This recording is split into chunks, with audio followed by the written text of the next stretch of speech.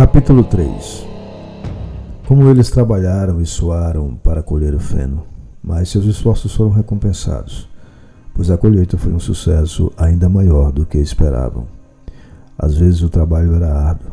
Os instrumentos tinham sido projetados para seres humanos, não para animais, e era um grande inconveniente que nenhum deles fosse capaz de usar qualquer ferramenta que envolvesse ficar de pé em suas patas traseiras. Mas os porcos eram tão espertos que podiam pensar em uma maneira de contornar cada dificuldade. Já os cavalos conheciam cada centímetro do campo e de fato entendiam muito mais de ceifar e arar do que Jones e seus homens. Os porcos não chegaram a trabalhar, mas gerenciavam e supervisionavam os outros. Com sua sabedoria superior, era natural que eles assumissem a liderança. Golias e Esperança se arreavam sozinhos no cortador ou no arado. Não precisavam de freios ou rédeas nesses dias, é claro. E davam a volta completa ao redor do campo, com um porco os seguindo, gritando: "Arre, camarada!" ou "Opa, camarada!", dependendo do caso. E todos os animais, até os mais modestos, trabalhavam para virar o feno e recolhê-lo. Até mesmo os patos e galinhas trabalhavam o dia todo debaixo do sol, carregando pequenos pedaços de feno em seus bicos. No final, eles terminaram a colheita 2 dias antes do que Jones e seus homens normalmente fariam. Além disso, foi a maior colheita que a fazenda já havia visto. Não houve nenhum desperdício. As galinhas e os patos, com seus olhos afiados, haviam recolhido até o último talo, e nenhum animal da fazenda roubou uma bocada que fosse. Durante todo aquele verão, o trabalho da fazenda funcionou como a engrenagem de um relógio. Os animais nunca imaginaram que seriam tão felizes. Cada bocada de comida era um enorme prazer. Agora que o alimento era deles de verdade, produzido por eles para eles mesmos, e não para um mestre rancoroso. Com o desaparecimento dos seres humanos parasitas e inúteis, havia mais para comer. Eles também descansavam mais, apesar da inexperiência. Eles tiveram muitas dificuldades, por exemplo, quando colheram milho no final do ano. Tiveram que esmigalhar os grãos no estilo antigo e soprar o joio com o próprio fôlego, já que a fazenda não possuía nenhuma debulhadora. Mas os porcos, com sua esperteza, e o Golias, com seus tremendos músculos, sempre davam um jeito de terminar. Todos admiravam Golias. Ele já trabalhava duro na época do Jones, mas agora parecia ter se desdobrado em 3. Havia dias em que todo o trabalho da fazenda parecia ser feito por ele. Ele empurrava e puxava, sempre no lugar onde o trabalho era mais difícil, do começo da manhã até o fim da noite. Tinha até feito um acordo com um dos galos para acordá-lo meia hora antes dos outros de manhã, para trabalhar voluntariamente em algo que lhe parecia necessário antes do começo da jornada normal de trabalho. Sua resposta para cada problema ou contratempo era: "Vou trabalhar mais", o que tinha adotado como lema pessoal. Mas todos trabalhavam de acordo com sua capacidade. As galinhas e os patos, por exemplo, economizaram 5 alqueires de milho na colheita, recolhendo os grãos que se perderam pelo caminho. Ninguém roubou, ninguém resmungou por causa da quantidade de ração. E as brigas, mordidas e ciúmes tão frequentes nos velhos tempos quase desapareceram. Ninguém se esquivou, ou quase ninguém. Molly era verdade, não gostava de acordar muito cedo e dava um jeito de escapar do trabalho tão logo uma pedra ficasse presa em seu casco. E o comportamento da gata era um tanto peculiar. Logo se percebeu que quando havia trabalho a ser feito, ninguém conseguia encontrá-la. Ela desaparecia por horas a fio e depois reaparecia na hora das refeições ou à noite, depois que o trabalho tivesse terminado, como se nada tivesse acontecido. Mas ela sempre dava desculpas tão boas e miava tão carinhosamente que era impossível não acreditar em suas boas intenções. O velho Benjamin, o burro, parecia bastante inalterado desde a Revolução. Ele fazia seu trabalho da mesma forma lenta e obstinada como sempre havia feito no tempo de Jones, nunca se esquivando do trabalho, mas também nunca se voluntariando para qualquer coisa extra. Ele também não expressava nenhuma opinião sobre a Revolução e seus resultados. Quando lhe perguntavam se ele não estava mais feliz, agora que Jones tinha partido, ele dizia apenas: "Os burros vivem muito tempo.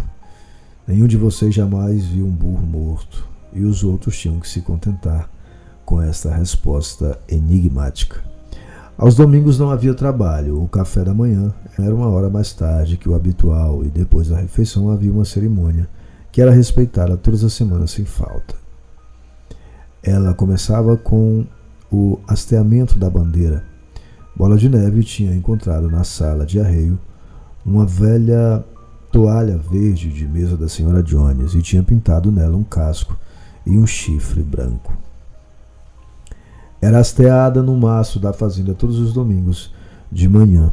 A bandeira era verde, explicou Bola de Neve, para representar os campos verdes da Inglaterra, enquanto o casco e o chifre significavam a futura República dos Animais, que surgiria quando a raça humana tivesse sido finalmente deposta.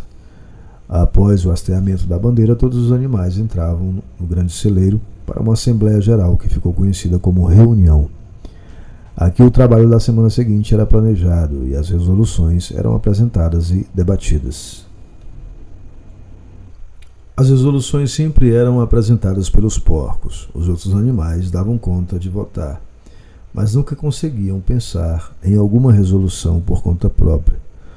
Bola de Neve e Napoleão eram de longe os mais ativos nos debates, mas notava-se que os dois nunca estavam de acordo. Qualquer que fosse a sugestão de um deles, o outro com certeza se oporia a ela. Mas quando resolveram separar o cercado atrás do pomar, como um lar de descanso para animais que já tinham passado da fase de trabalhar, medida a qual ninguém se opunha, houve um debate conturbado sobre a idade correta de aposentadoria para cada classe de animais. A reunião sempre terminava com o canto de animais da Inglaterra e a tarde era dedicada ao lazer. Os porcos tinham reservado a sala de arreios para si próprios como sede. Era ali que à noite estudavam ferraria, carpintaria e outros ofícios necessários, além de livros que haviam trazido da casa de Jones. Bola de Neve também se ocupava em organizar os outros no que ele chamava de comitê de animais. Ele não se cansava. Ele formou o comitê de produção de ovos para as galinhas, a Liga dos Rabos Limpos para as vacas, o comitê de reintegração dos camaradas selvagens, com o objetivo de domesticar os ratos e coelhos, o movimento da lã branca para as ovelhas e vários outros, além de instituir aulas de leitura e escrita. De modo geral, estes projetos foram um fracasso.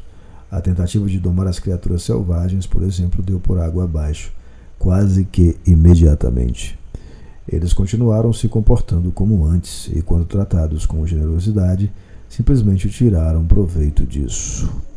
A gata entrou para o comitê de reintegração e foi muito ativa nele durante alguns dias. Ela foi vista um dia sentada em um telhado falando com alguns pardais que estavam fora de seu alcance. Ela estava lhes dizendo que agora todos os animais eram camaradas e que qualquer pardal que quisesse poderia vir e se empoleirar em sua pata. Mas os pardais mantiveram uma certa distância. As aulas de leitura e escrita, no entanto, foram um grande sucesso. No outono, quase todos os animais da fazenda já estavam alfabetizados em algum nível.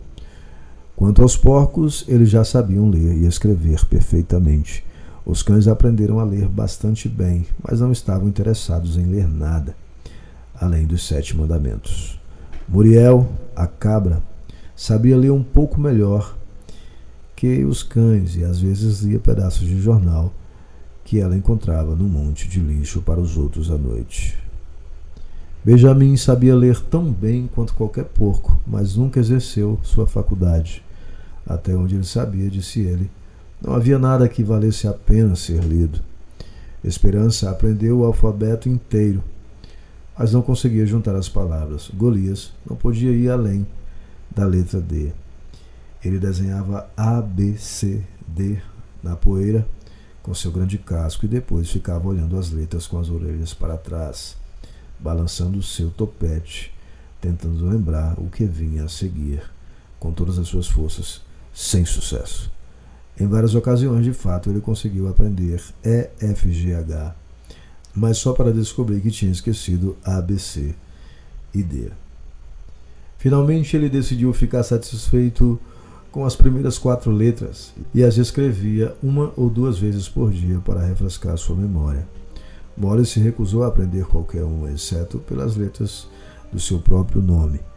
Ela conseguia escrever seu nome muito bem no chão com pedaços de galho e depois decorava com uma flor ou 2 e andava ao redor admirando sua obra. Nenhum outro animal da fazenda conseguiu passar da letra A. Também descobriram que os animais mais estúpidos, como as ovelhas, as galinhas e os patos, eram incapazes de decorar os 7 mandamentos. Depois de pensar muito, Bola de Neve declarou que os 7 mandamentos poderiam ser reduzidos a uma máxima única, ou seja, 4 patas bom, 2 patas ruim. Essa frase, disse ele, continha o princípio essencial do animalismo. Quem o tivesse compreendido a fundo estaria a salvo das influências humanas. As aves, a princípio, se opuseram, já que lhes parecia que também tinham 2 patas, mas Bola de Neve lhes provou que não era bem assim. A asa de uma ave, camaradas, disse ele, é um órgão de propulsão, não de manipulação. Portanto, deve ser considerada como uma perna. A marca distintiva do homem é a mão, o instrumento com o qual ele perpetua toda a sua maldade. As aves não entenderam as longas palavras de Bola de Neve, mas aceitaram sua explicação e todos os animais mais modestos se puseram a trabalhar para decorar a nova máxima. 4 patas bom, 2 patas ruim. Estava inscrita na parede final do celeiro, acima dos 7 mandamentos e em letras maiores. Depois que conseguiram decorar, as ovelhas desenvolveram uma grande simpatia por esta máxima e muitas vezes, quando estavam no campo, todas começavam a baler. 4 patas bom, 2 patas ruim. 4 patas bom, 2 patas ruim. E continuavam por horas a fio, sem nunca se cansar dela. Napoleão não se interessou pelos comitês do Bola de Neve. Ele disse que a educação dos jovens era mais importante do que qualquer coisa que pudesse ser feita por aqueles que já eram adultos. Aconteceu que tanto Mimir quanto Lulu tinham parido logo após a colheita de feno, dando à luz 9 filhotes robustos de cachorro. Assim que foram desmamados, Napoleão os tirou de suas mães, dizendo que ele se tornaria responsável pela educação deles. Ele os levou para um pombal, que só podia ser alcançado por uma escada na sala de arreio, e lá os manteve em tal reclusão que o resto da fazenda logo se esqueceu de sua existência. O mistério de para onde ia o leite foi logo esclarecido. Ele era misturado todos os dias no purê dos porcos. As primeiras maçãs estavam agora amadurecendo e a grama do pomar estava repleta de frutos. Os animais imaginaram naturalmente que elas seriam distribuídas igualmente. Um dia, no entanto, foi ordenado que todos os animais coletassem as maçãs e as levassem para a sala de arreios para consumo dos porcos. Alguns animais murmuraram, mas isso não serviu para nada. Todos os porcos estavam de comum acordo, até mesmo Bola de Neve e Napoleão. Berro foi o mensageiro das explicações. Camaradas, gritou ele, vocês não imaginam, espero eu, que nós porcos estamos fazendo isso com espírito de egoísmo e privilégio, certo? Muitos de nós não gostam tanto assim de leite e maçãs. Eu mesmo não gosto muito. Nosso único objetivo ao tomar posse dessas coisas é preservar nossa saúde. O leite e as maçãs contêm substâncias absolutamente necessárias para o bem-estar de um porco. Nós, porcos, somos trabalhadores do cérebro. Toda a administração e organização da fazenda depende de nós, dia e noite. Estamos zelando pelo seu bem-estar dia e noite. É por sua causa que nós bebemos esse leite e comemos essas maçãs. Você sabe o que aconteceria se nós porcos falhássemos em nosso dever? Jones voltaria. Sim, Jones voltaria. Certamente, camaradas, gritou Berro, quase que suplicando, pulando de um lado para o outro e balançando sua cauda. E certamente não há ninguém entre vocês que queira ver Jones de volta. Agora, se havia alguma coisa de que os animais estavam certos, é de que não queria Jones de volta. Quando a situação foi apresentada a eles, sob esta luz, eles não tinham mais nada a dizer. A importância de manter os porcos em boa saúde era muito óbvia. Portanto, foi acordado sem mais argumentos que o leite e as maçãs, que se soltaram das árvores, e também a safra principal de maçãs, quando amadurecessem, deveriam ser reservadas apenas para os porcos.